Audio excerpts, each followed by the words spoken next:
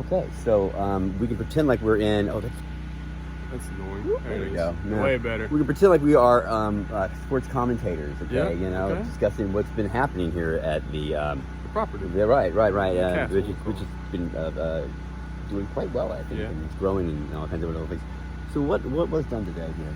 So today what's going on behind us? Why does it look as though we're inside of a smoking person's lung? There's a lot of concrete dust in the air and fog. Not sure why the fog's going on. Something about the ground heating up with the cold precipitation, I'm guessing, in the air, and we've used that to our advantage to build us a little concrete tower. Concrete tower.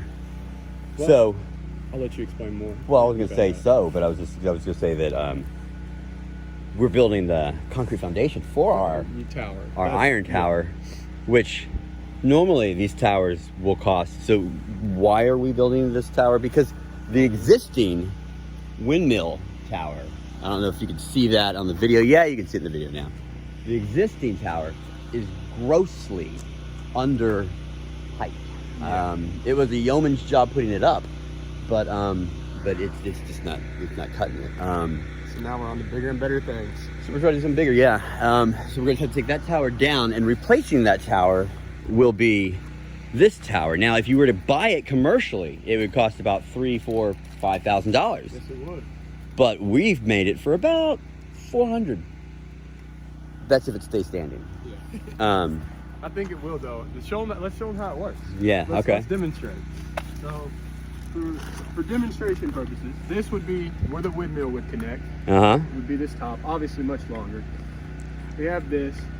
We have it set up in a way so we're gonna have a pulley system. This would be our stand. Obviously, there'll be some type of concrete block or something right there.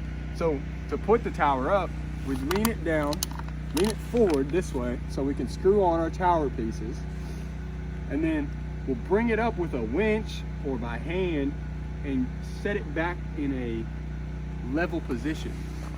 So that our windmill will be, hopefully, what are we going for feet wise? 80 feet, something like that? It's at least 65. 65. At least, yeah.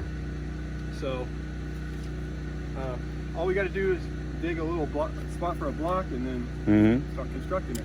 Well, what is holding this down? I mean, why won't it just come up out of the ground? Well, we got a concrete block sunk down in there in between these. Or this is ran in between one concrete block, which is about, I'd say about 1.5 feet down in the ground. You know, this is starting to remind me of What? Back to the Future, when Dr. Whatever, he's in the dark, okay? He's in the mall, and he's like, 5.21 gigawatts! Yeah. And he's explaining the... But anyway, yeah. That's right. But it's not gonna come out because we got it concreted down. It's about, there's concrete down there up to 2 foot or 3 foot deep before the base or the concrete block that's in there.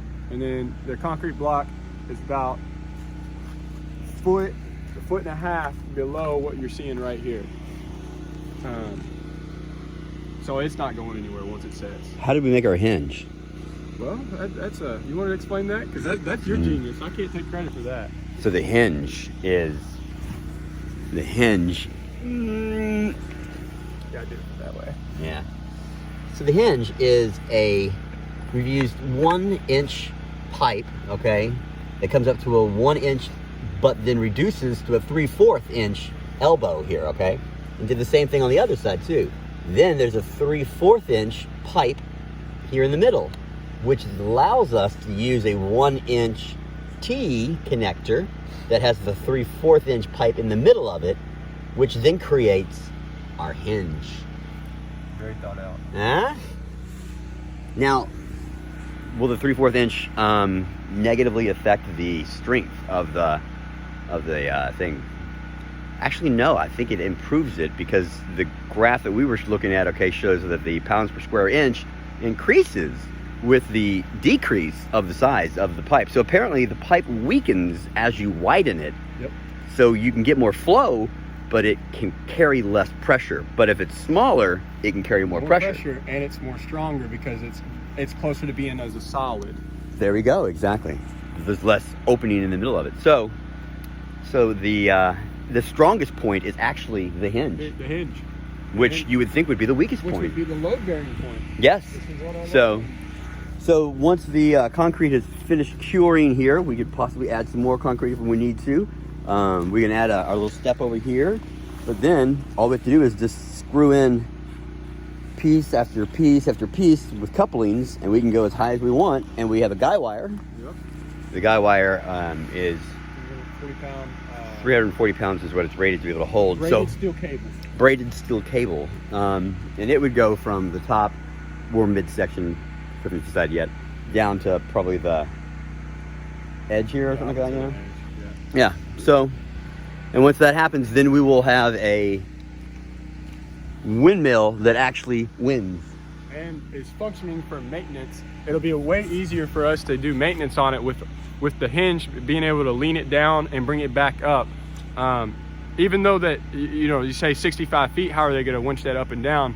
We're going to figure that out, either with a tow winch or an electric winch. You don't know, but in my younger years, I knew a lot about winches. Okay, well, I didn't know that. Well, learn something new every day. All right, well, so that's the update for this, and we will let you know how it sets. December 17th right now, I believe. Correct, which is actually 2 days before Derek Russell's birthday. Huh. Yeah, you don't know Derek. But it's also it's a day before Cole's surprise birthday party, which is tomorrow night. Really? Yes. Luckily, this won't be aired until after that, so I'm not giving it away. Surprise. That is a surprise.